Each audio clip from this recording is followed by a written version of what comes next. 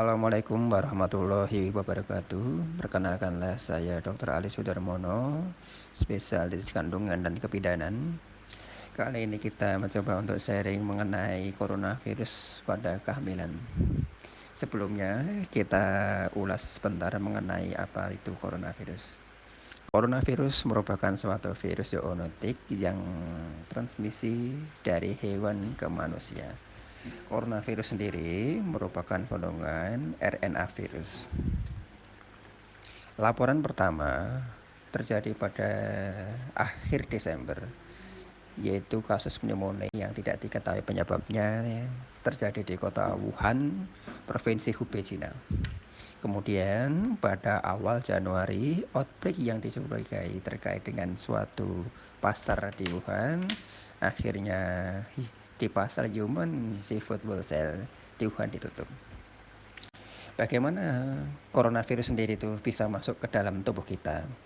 Virus masuk melalui saluran napas atas, kemudian bereplikasi di sel epitel saluran napas atas dan menyebar di saluran napas bagian bawah, kemudian terjadi shedding di saluran napas dan masuk ke dalam sistem gastrointestinal juga. Penularan COVID transmisi dari manusia ke manusia terjadi via droplet saluran napas seperti batuk dan bersin, kontak dekat personal dengan menyentuh atau jabat tangan, menyentuh benda atau permukaan yang terdapat virus di sana, kemudian kontaminasi feses. Saat ini belum ditemukan mengenai vaksin coronavirus sendiri. Vaksin tersebut masih dalam tahap penelitian. Baik, mengenai pandemi COVID-19 berkaitan dengan maternal, memfokuskan pada pencegahan serta pemutusan rantai penularan pada ibu dan bayi dan tenaga kesehatan pada saat kehamilan maupun persalinan.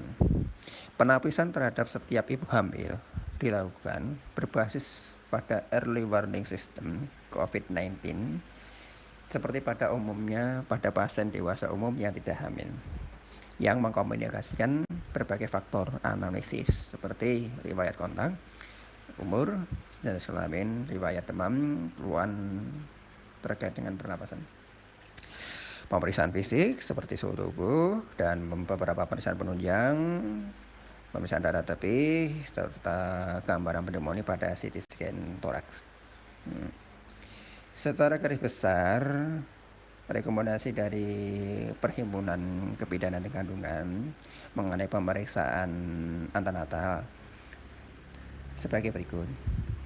Pada trimester pertama, pemeriksaan antenatal pada ibu hamil tidak dianjurkan kecuali dibutuhkan pemeriksaan atau kecurigaan terhadap kehamilan ektopik. Kemudian untuk trimester kedua, pemeriksaan antenatal pada trimester kedua bisa dilakukan mengenai telekonsultasi klinis kecuali dijumpai ada suatu keluhan atau kondisi gawat darurat. Pada trimester ketiga, pemeriksaan antenatal harus dilakukan dengan tujuan utama untuk menyikapi proses persalinan, untuk menyiapkan proses persalinan tersebut. Kondisi gawat darurat beberapa ibu hamil yang menyebabkan harus dilakukan pemeriksaan antenatal sebagai berikut. Seperti mual muntah hebat, perdarahan banyak, gerakan jalan yang berkurang, ketuban pecah, nyeri kepala hebat, tekanan darah tinggi, kontraksi yang terus-menerus, serta kejang. Ataupun dengan ibu hamil dengan penyakit diabetes mellitus, preeklamsia berat, pertumbuhan janin terhambat, dan ibu hamil dengan penyakit penyerta lainnya.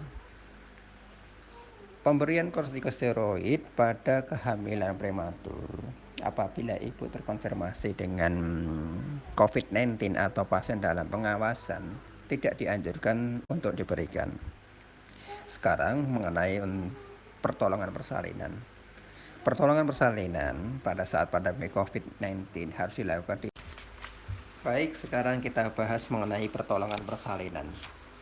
Semua persalinan pada saat pandemi COVID-19 harus dilaksanakan di fasilitas pelayanan kesehatan yang sesuai dengan standar, dengan tujuan untuk menurunkan resiko penularan terhadap tenaga kesehatan serta mencegah morbiditas dan mortalitas pada maternal.